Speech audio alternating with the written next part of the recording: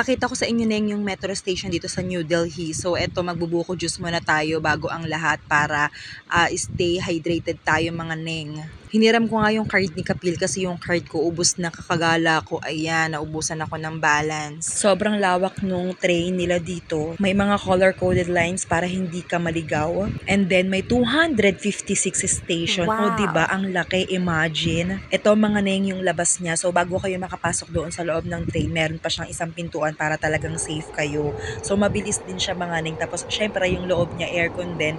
And then meron din siyang map guide. Merong hindi tapos English. Pwede mo ngang libutin yung mga lugar dito using metro station tapos hindi ka maliligaw basta susundan mo lang yung mga color-coded lines. May application din sila, metro station, para ma-check nyo kung saan kayo pupunta tapos kung saan kayo bababa. May ladies section din sila doon sa unahan. Tapos ito yung friend ko, tinuturuan ako kung paano at saan kami bababa para next time hindi na ako maliligaw. Aside sa card, pwede rin pala kayong bumili ng ticket doon sa counters.